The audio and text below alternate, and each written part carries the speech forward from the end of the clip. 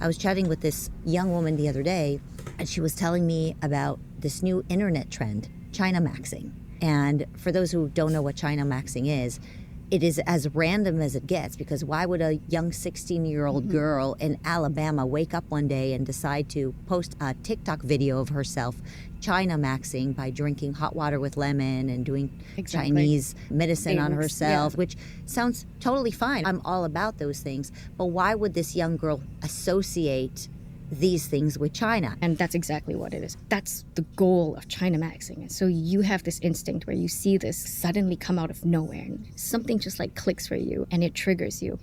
The famous one now is Labubu, which is, again, if you look at where Labubu comes from, it's this whole TikTok-driven phenomenon.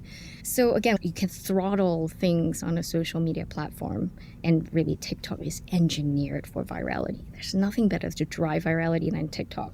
It's so addictive. Somebody called it digital fentanyl. It's funny that she mentioned digital fentanyl. I don't know if you guys know this, but on the Chinese internet, people call these shorts 精神鸦片. Basically means digital or psychological heroin. This, I guess, concept actually comes from the Chinese internet. And so obviously there's some sort of psyop. There's obviously some encroachment. There's propaganda that is done in a very clever way and softly to make us believe that the CCP is associated with beautiful Chinese culture. I like how they called it what it is, because I think there are two types of people in this world. There are people who would look at this and think that, oh, this must be a psyop, this must be a foreign operation. And then there's a group of people who just think that is conspiracy theory. They refuse to believe that. They think that this is nonsense, you're overthinking. Why would a foreign government do something like this? And normally these type of people pay very little attention to China-related news. They've never followed research reports from a think tank that studies foreign interference and authoritarianism. And I think the mainstream media also played a role in shaping that perception, a perception that a foreign authoritarian regime is less manipulative and less powerful than it really is. One of the reasons that I want to start this channel is I try to get people to be comfortable with cynicism when it comes to authoritarian regimes. Which Chinese culture can be beautiful and Chinese people can be fantastic and beautiful, but that's not the CCP. And the CCP is in charge of all these beautiful people. Whenever people talk about China, oh, China is this, China is that, very rarely, most people would think about that separation. And because the Chinese Communist Party has poured so much resource overseas to control the diaspora, so the only voice that's available in the West on a large scale from a Chinese person is really the pro-China narrative. And those people are either brainwashed or paid off by the Chinese Communist Party. If a Chinese dissident like me, we started to talk about bad things about the regime, we get shut down, we get threatened. And so when a Westerner, especially the left-leaning Westerners, when they look at these people who are raving about China, defending this regime, they get even more confused. Maybe they feel racist for judging the regime. All I'm trying to say is the lack of separation is a result of maybe a little bit of ignorance, but the fact that the Chinese Communist Party controls the diaspora also adds to that. So much so that if you're a Chinese nationalist and you're here in the United States, you're required to report back virtually everything to the CCP. There is no individualism if you're Chinese, even if you're Chinese American, if you still have some relationships with China, you know that you have to report back. And all valid points, yes, you are required and you feel obligated.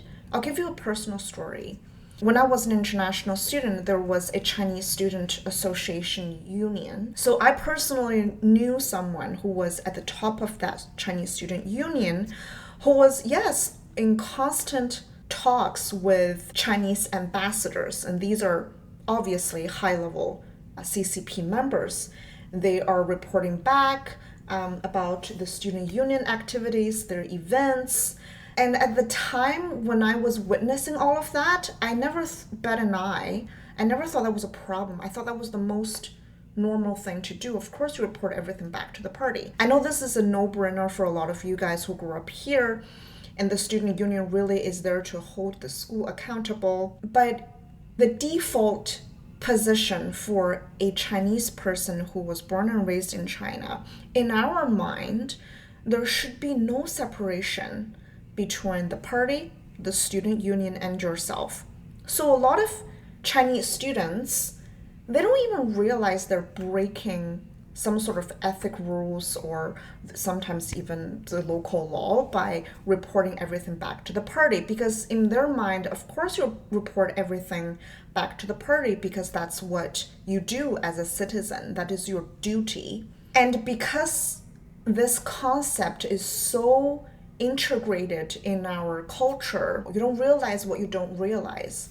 So it becomes very difficult for people in the West, especially I think in America, when they truly believe that if somebody signs a piece of paper actually means something. What that is, it's interesting that you picked up on the China maxing thing, because I think you're particularly in tune to, you just know, like your hair stands when you see this kind of thing, something like this, like flag just goes It just seems it's not in human nature to wake up and be like, I want to be like China. And the irony of this is basically that the Chinese Communist Party, especially after COVID, their approval ratings around the world plunged. Not just because of how they handled the pandemic, but also how they reacted to countries that had called for investigation. So Australia famously called for an independent investigation into COVID origins. What did China do?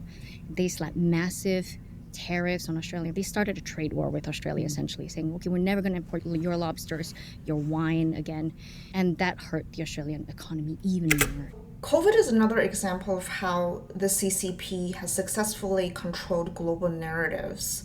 I remember when, a few years ago, when it first happened, when the virus broke out, all the mainstream media rushed into defending China. Most mainstream media that I followed kind of settled on the argument that this was a pure accident, when a lot of dissidents who, again, grow up in that environment and know how negligent and evil the Chinese Communist Party can be, are saying, you know, maybe hold on defending the party just yet.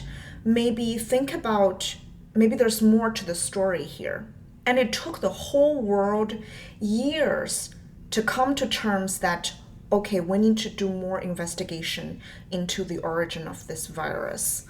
And till this day, we still don't know what really happened because China has successfully blocked any effective independent investigation into this matter that cost millions of lives globally.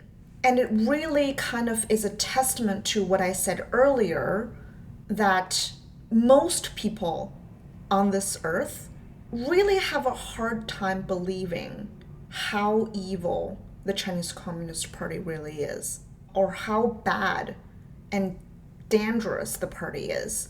And that is all because China really, really does a very good job at maintaining its global image. Most people would settle on the fact that, oh, maybe China is not perfect, right? But it's not that bad.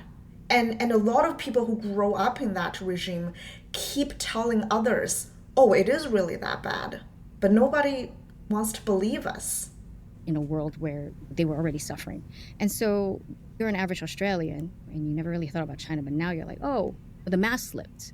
And so favorability ratings went down after COVID. And even in the United States, it was at all-time low.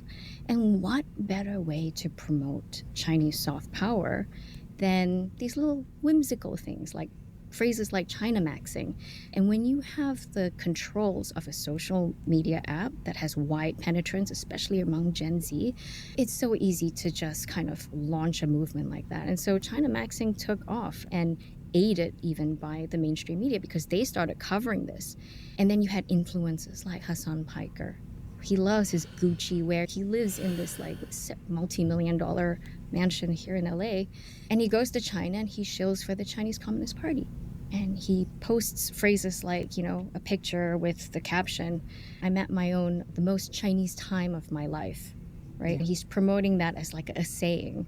And again, it's just funny because 4 years ago, that might have been racist to say something like that, right? But now it's not. I'm very confused by the rules sometimes. This is one of the hallmarks of Chinese propaganda overseas. It would have been less effective if the Chinese propaganda was more aggressive. If China went out to the world and say, we're perfect, we're the best. But China knows better.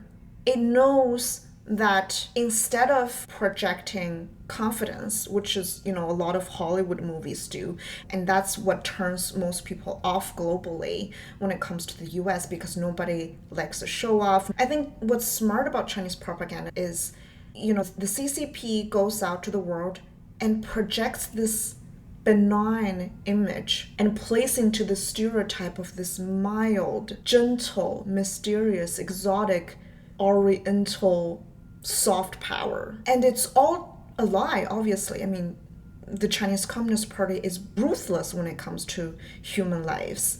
But outward, it projects this image of like kindness, right? And I don't know, drinking tea, and all this China maxing plays right into the stereotype. And it's effective because people want to believe that. But China is always, unlike Japan and South Korea, it's not done well in the realm of soft power. And by soft power, I mean, movies, products. It's like worldwide phenomenon. Japan produces things like Super Mario Brothers, anime, and people around the world love to consume Japanese media. Same with Korea. Korea gets its food around the world, K-pop, and these are much smaller countries compared to China, which is a billion people. And why has China not really produced anything, at least in terms of the artistic realm, that is organic, that people were like, oh, that movie, that series from China, the characters? Well, one of the reasons that I can think of is Japan and South Korea are both democratic countries. So to have a healthy and strong creative industry, you have to have a certain level of freedom in your country, right? Like you have to allow artists to express, reflect, and just create. And that is not something that you can do freely in China or any authoritarian regime. I don't think North Korea can ever create a movie that is, appealing to Western audience, not just because they have a whole different set of values, but because they simply don't have the capacity to hold a creative industry that is actually creative.